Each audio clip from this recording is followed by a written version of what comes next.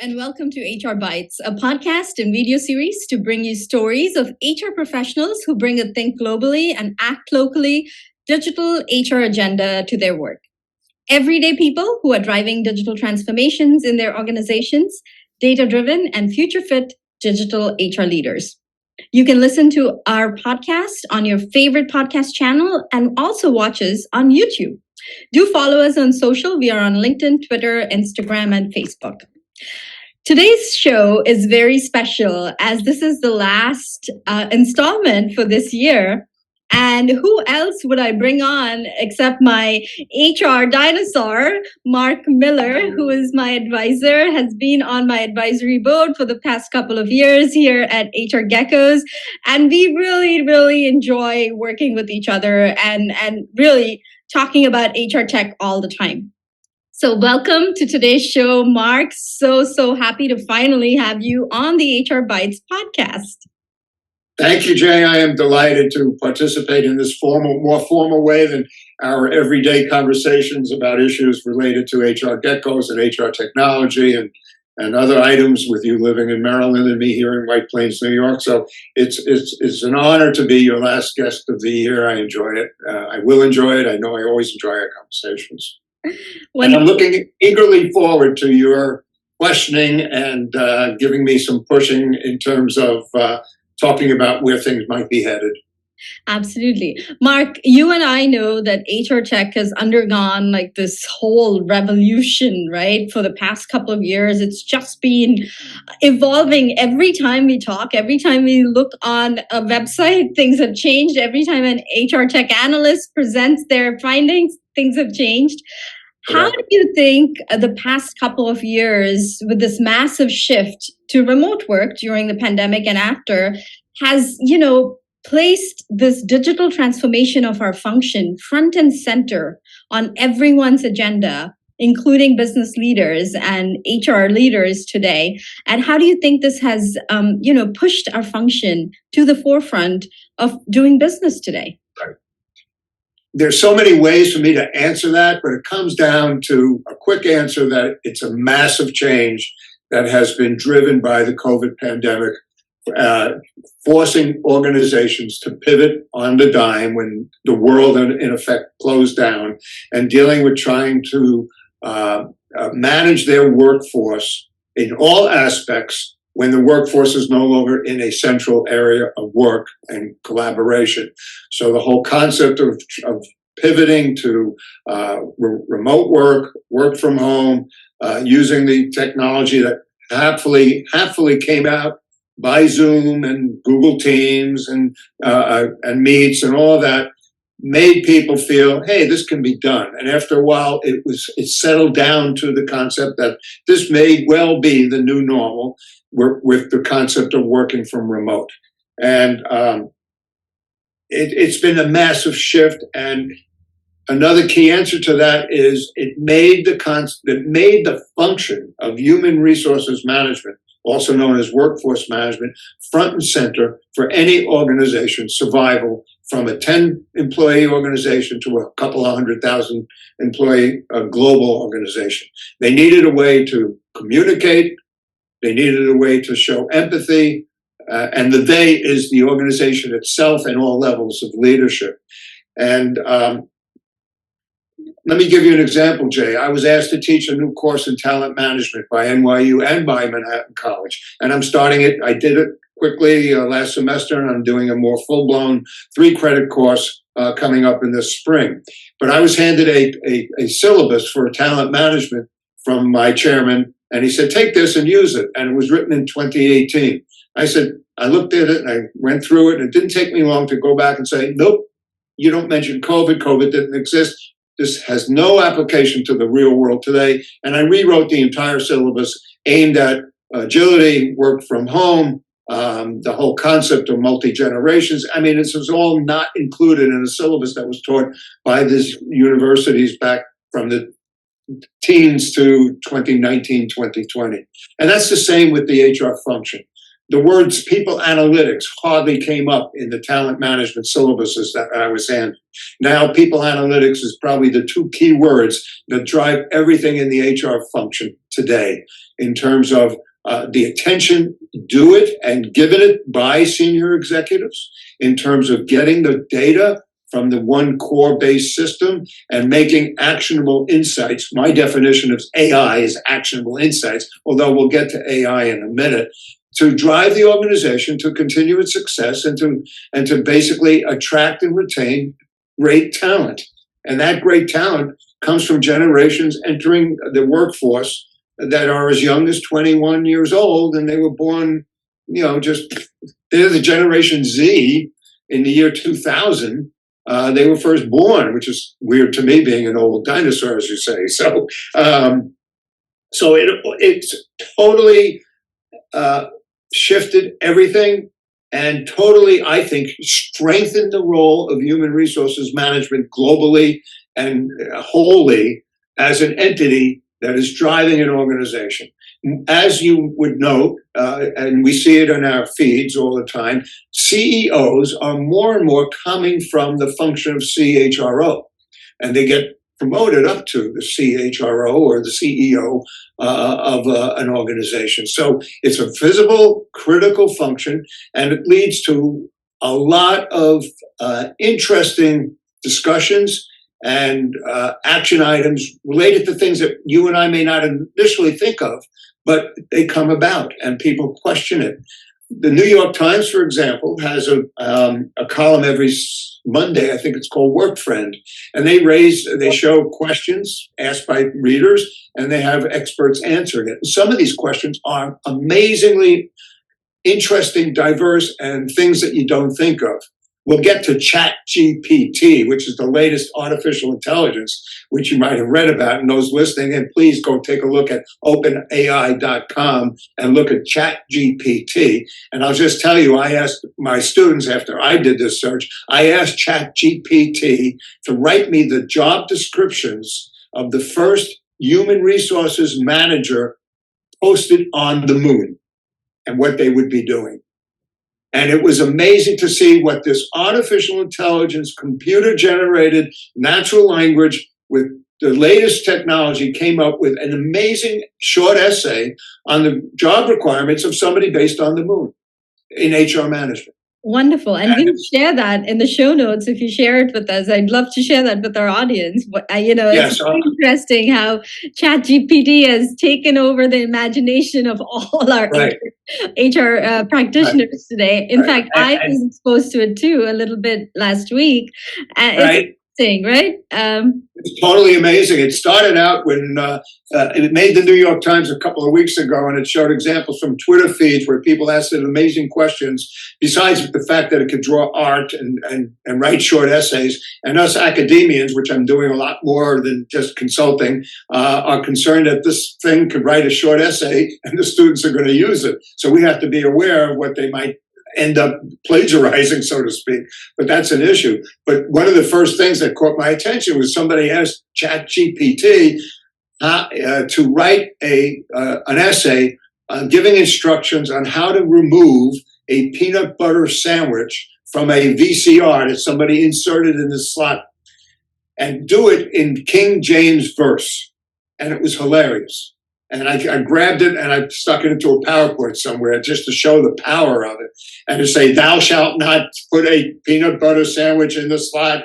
It is against all whatever. And it was fabulous. But anyway, getting back to that, and you know that I kind of go off on tangents, but the entire HR management boils down to talent management, acquisition of people who will end up being potentially strong leaders, empathetic strong leaders who understand the use of technology as their underpinning. So they should be schooled in metrics, understanding the power of dashboards, understanding the power of data, and have a good underlying engine.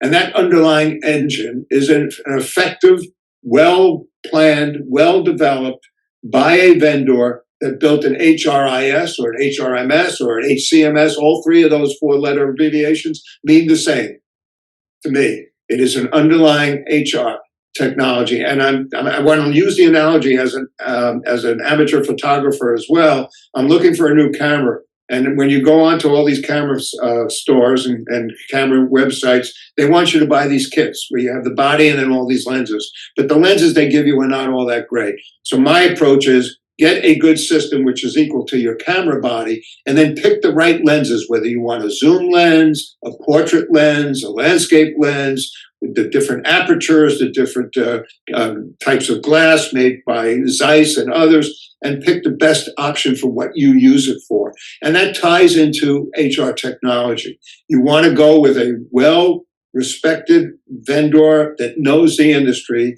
not somebody that just joined because they have a payroll product and they want to generate more sales because they now claim they have a workforce management product, and there's thousands of them, and yet there's only a few top-tier HR technology vendors that sell an integrated HR technology system by HR, payroll, benefits, and all of that, applicant tracking and all of that material functionality. So it's very important to have an understanding of the need to use this good data in a system and then use these different, quote, lenses to get the best out of it, to get actionable insights, to do regression analysis, to do projections. It's called predictive analytics and then prescriptive analytics. And when I teach my classes, we focus on that as well. At NYU, where I teach, they have a whole program on analytics. And the difference between predictive and prescriptive is you see something happening, and then the next question is, hey, it was a good thing. What is our prescription to make the good thing happen again in the future? Or, oh, this was not such a good thing. This trend was a bad trend. What is our prescription to stop this bad trend in the future? So it's kind of like a next step beyond predictive analytics, which shows you the future, and then how do you prevent that future from being bad and make it be good as often as it can be? So anyway, the whole concept of people analytics, leadership development, upskilling of good, talented people. And by that, the question comes up, how do you know who's good and talented in an organization? Well, one of the things that all of the vendors do and should do is what's called the 9-box model, where you have the lower axis being potential and the north-south axis. So it's the east-west potential, north-south performance. And and it is low, medium, and high. So you have 9 boxes. So you want to move your workforce into the upper right quadrant.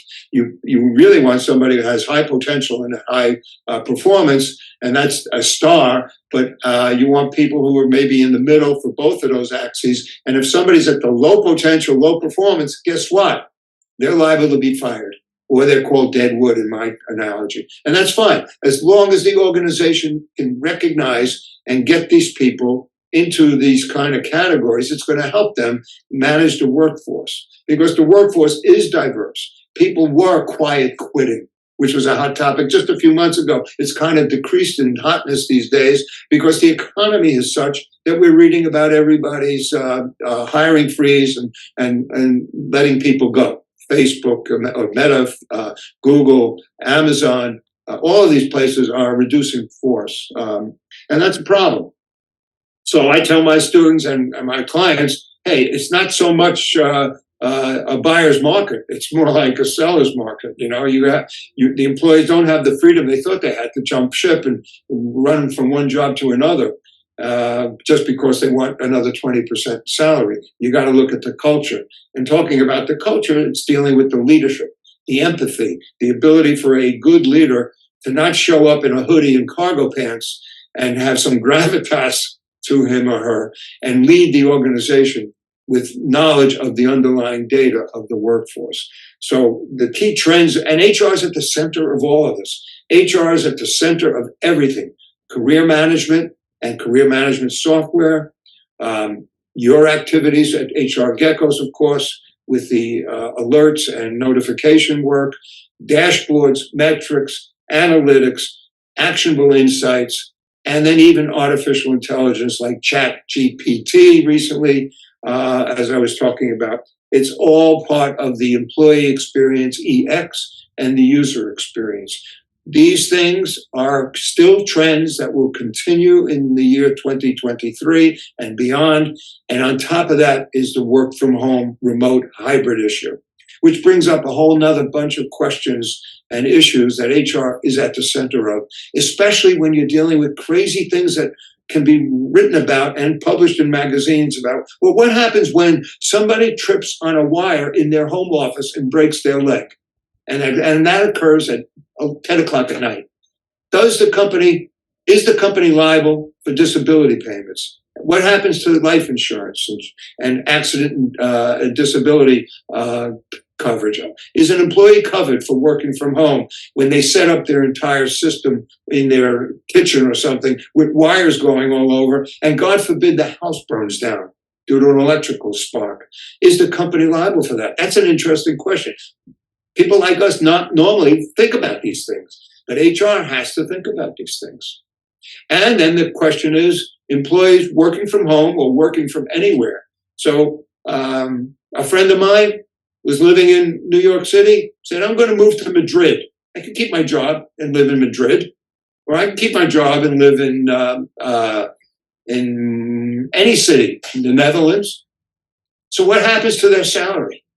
Is it justifiably adjusted because the cost of living in the Netherlands is 2/3 of living in New York? That's a good question. All of these are items related to work from home, the agility to do work from home, which people want, or at least a hybrid, a couple of days a week. That's what every generation X, Y, and Z are looking for. And HR has to be in position to give it to them. And at the same time, keep track of who's good and who's crappy and get rid of the people that are not that good.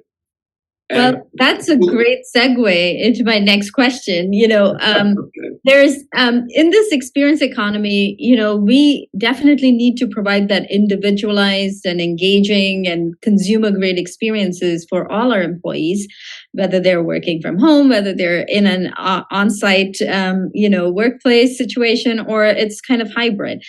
How do you see this digital transformation now, which is more a necessity? More than ever before, working out in the workplaces of 2023 and beyond? And what's one piece of advice you have for HR practitioners who are looking to adopt or learn new technology for our function? Great question, and certainly it's one that people will continue to think about, and there's no simple answer, and it's not an short essay question that GPT can write an answer to if we were to both ask it. But first of all, I think it all starts with an understanding of analytics and the data, and making sure that in any function, whether it's HR or finance or any other type of corporate function, the data is sound and good. Once you have that, then it's the issue of how do you get it out in a meaningful way that will show trends and be obvious for any manager to see without spending a lot of time on Excel spreadsheets, to see that there's something that requires an action.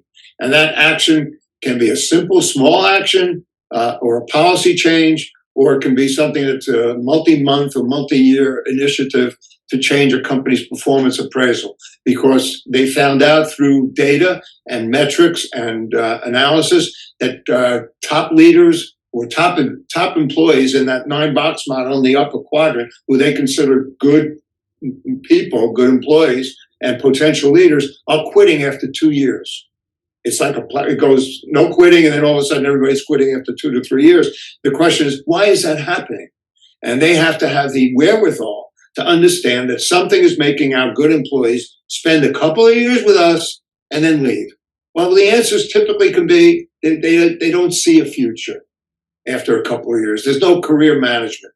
There's no employee experience beyond, okay, I was hired, everything looked good, but I'm not getting rewarded, I'm not getting appreciated, I'm not getting understood, I don't have a sense of well-being that I thought I would have, I'm not sure about the company's mission, vision, goals, alignment with my culture, and people that get up and quit.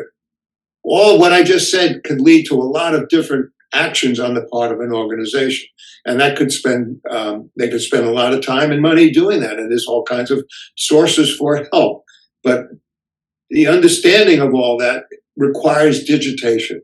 It requires an understanding of the data, the analytics, and of course, the trends of cohorts. And for that reason, there are certain websites, and I know this is a question you and I have talked with over the years. We've known each other. What are some of the sources of the information that I use in teaching and in my consulting? And one website I like to mention, besides yours, of course, is IHR, the Academy for Innovation in HR by Eric Van Vulpen and Nando Sternhaus over there in the Netherlands. Their material is fabulous. It's fun charting, a lot of infographics. That's one very good source of information for an executive to learn quickly about a particular function that they might be writing about. And there's some very good articles in their library. Another one, dealing with career management, is from a vendor known as Fuel 50. They have a very extensive library of white papers about career management and talent development. So those two I always look at. And of course, HRCI and HR Executive Magazine. And of course, some IHRIMS stuff and IHRIMS stuff, which I'm a founding member of back decades ago, are all websites that are there.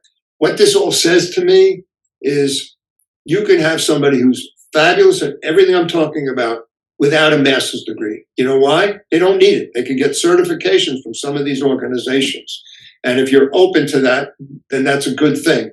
And I think as individuals, you don't necessarily need a master's degree in HR management or industrial psychology or organizational behavior if you've got proven effective certifications in some of these trends in people analytics and some of the more technical aspects of data management, and still staying in the world of HR management. Wonderful. Thank you for all these insights and, the learning that you've gained over the past decades.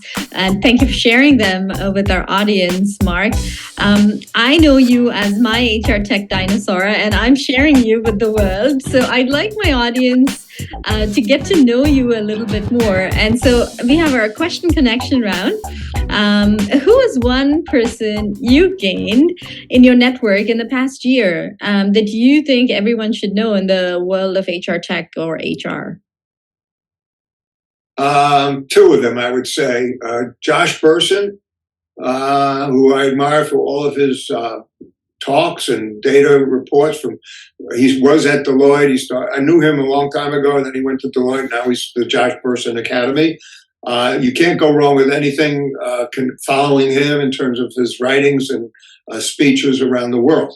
The second is a gentleman, Dave Ulrich, Ulrich.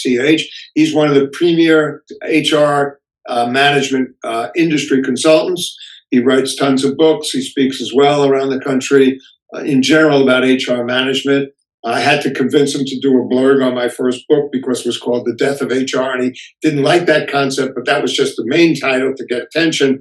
It was my book about why Ms. Harriet Rowe's job, Ms. HR job, was done away with by a bunch of people who felt that she was blocking progress. And those were suspects in a police procedural detective story that I wrote about. But Dave Duffield said, "Oh, I don't believe in the death of HR." And I said, "Neither do I. Read the book." And he finally did, said, "Yeah, I'll give you a blurb." And of course, my first book was Heroic HR, which was a couple of years ago now. And again, Ulrich and Josh Bersin, and then more closely to my world in academia is Marianne Spatola and Anna Tavis at NYU Professional Studies. These are some of the people that you know as well that are pushing the world of HR technology, the talent management, user experience, employee experience, learning and development, etc. Those are the ones that I look at, and of course, Eric Van Vulpen at IHR would be the ones. Mark, you were supposed to limit this to one person. Sorry. Sorry. All right. I know this is how it goes with you. So what's your favorite podcast? Only one. Yours, of course. Oh, well, thank you. But other than mine, is there another podcast that you like, which speaks to our function, that you would recommend? I've done so many over the years. I can't recall all of them. One of my friends is Susan Ney out in Vancouver, Canada. She does HR Inside Out, which I like. I was a guest a couple of months back. More general topics related to HR management. That's very interesting when she has some fun topics and fun speakers. So I like hers as well. And that's all I can think of really right now. Okay, great. We'll link all this in our show notes for the audience. Yeah. They can, get access to that. You did mention some of your e-learning and webinar series favorites already for HR Check. Yeah. I'll link those in the show notes as well. Please do. Do you have a favorite or current HR or business book that you would recommend? Of course, your book is a wonderful, wonderful book. I'm a big, mystery thriller fan, and so I loved reading about HR with that lens, and it's a wonderful book. So I'll link that in the show notes as well. But is there a book you'd recommend? There is a book. Well, I always read Thomas Friedman's books. He did The World is Flat and Sorry for Being Late, something like that. I don't have the exact title. He is a world-renowned columnist for the New York Times.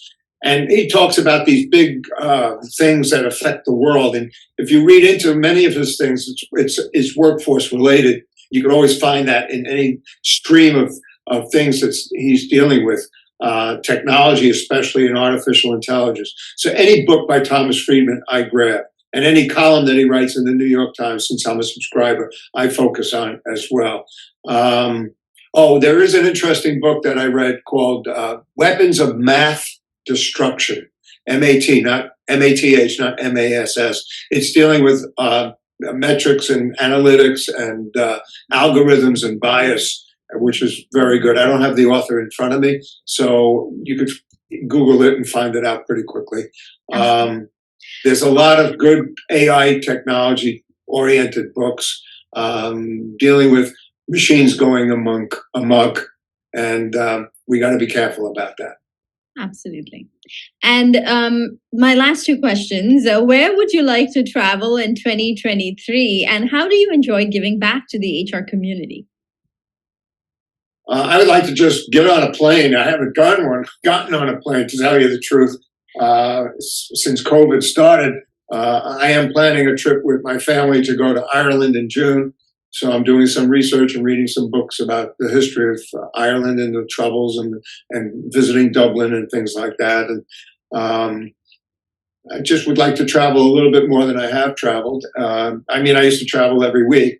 And giving back, I love being in front.